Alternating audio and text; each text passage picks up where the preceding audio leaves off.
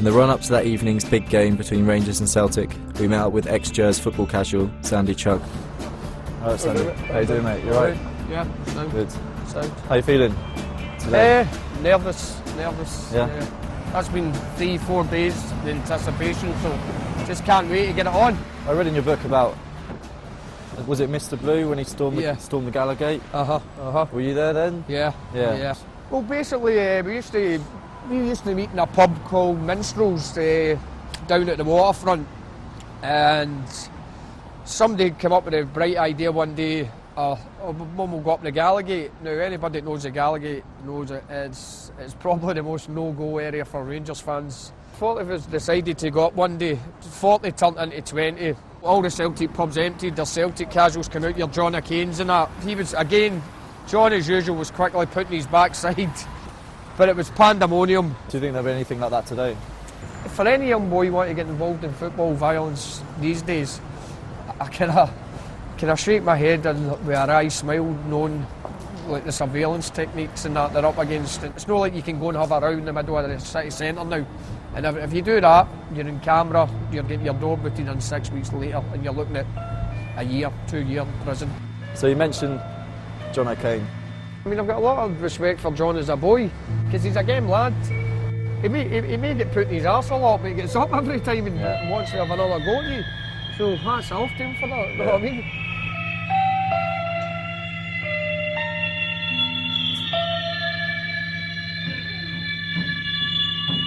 So whereabouts are we now? Whereabouts in Glasgow? This is Broomer Law, or Clyde Street. It was always a good place for having a battle because of the one-way system it used to be. It's easy to get away from police. Have you yourself been caught up in any trouble around this area? Well, I lost my life one night here after a Celtic Rangers game. Just about those traffic lights there, that's where the Rangers mob have lined up, and we've lined up here, and we've charged into each other. As I've charged in, as they kind of CS gas, it sprayed it, but there was none left. And in front of me was a guy brandishing a knife. So as I turned, he's got me at the top of the leg, and I staggered along the road, fell in a heap. My legs were, my trousers were crimson, basically. And my mates had stopped a taxi. The taxi driver had actually stopped and dragged me in. I was like, what's wrong, panicking. And he took me to the hospital. If I hadn't taken me to the hospital, I'd burst a major artery. And which would have probably be here if it wasn't for the taxi driver's quick actions. Yeah. But again, a scary thing. Do you find that the trouble nowadays is more chaotic and less organised than it used to be? When it comes to Celtic Rangers games, there seems to be more sporadic violence where you've just got groups of Rangers and Celtic fans just want to have a go at each other.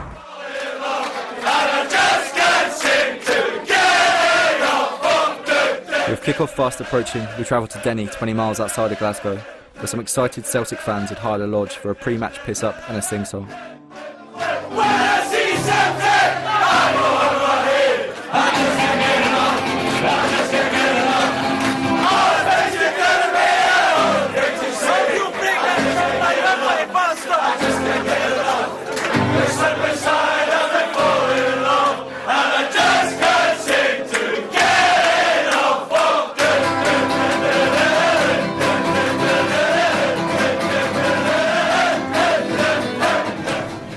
One show in town tonight.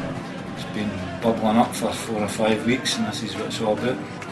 Getting the Huns in their own back gears and giving them a good seat. Have you got any many mates that are Rangers fans? Not really, no. No? You keep it at arm's length? Aye, further than that.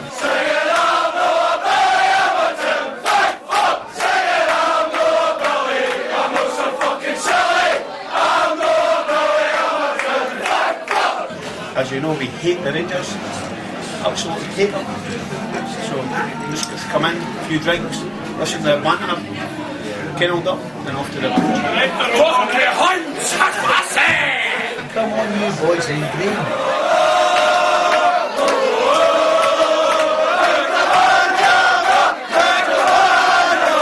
I think a Rangers fan, he basically think a guy about 18 stone, with a big handlebar moustache, with a greasy hair.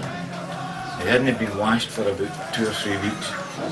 And I don't know if he's familiar with the Orange Walk, but he'd be the boy banging the big drum. See, like the Rangers pubs and that, they've only got a capacity of 25 because they're that big. Can't they get in? What I mean? They enjoy a lunch. Do you know the difference between an apple and an orange?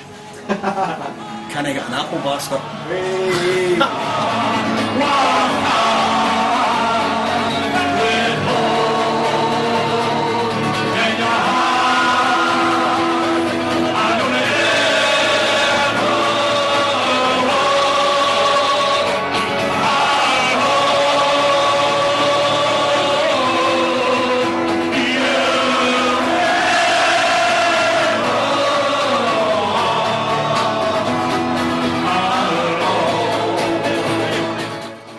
Usually when you're in the jungle, they make the jungle at Blackhead, you know. Well, if it wasn't somebody chucking a ball at your feet, there's somebody pissing on your leg, eh? Yeah. But as long as you win, who cares? Yeah. You know what I mean? So that's to protect you from That's correct, for the balls, down. but there's fuck all to protect you from somebody pissing on your leg. So the local area, your head's intact but your legs are full of fists. Yeah, right. Yeah. As long as your head's intact, you know what I mean?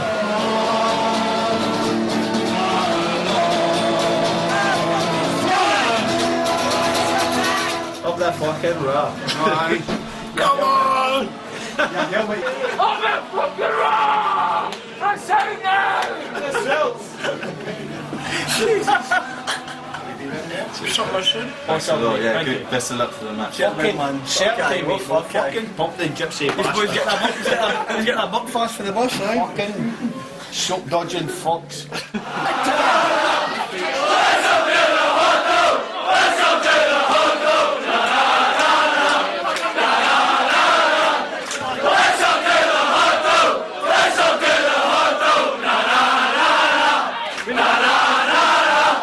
The police don't tend to let Rangers and Celtic play each other in the evenings anymore. They think the fans will drink all day and end up kicking each other's heads in. But, for whatever reason, tonight they'd made an exception, and with everyone well oiled, it was time to get on the bus and head to the ground. And why should the party stop just because you're barrelling down the motorway in storm weather?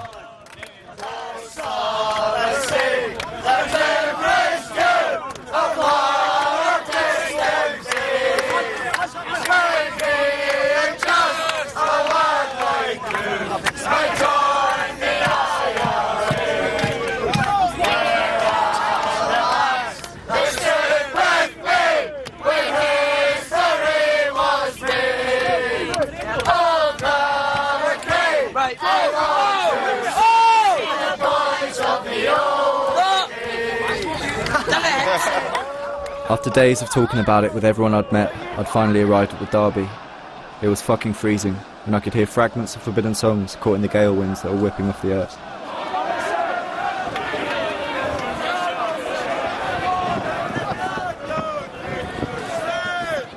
I made my way through the turnstiles to see if the atmosphere in an Old Firm game was so horrible and poisonous that the government absolutely needed to step in. The mood inside was tense, but not as vile as the media and the politicians would lead you to believe. Tonight, Celtics fans went home the happier after a 1-0 win. Their club were back at the top of the table. The Fenians had beaten the Huns,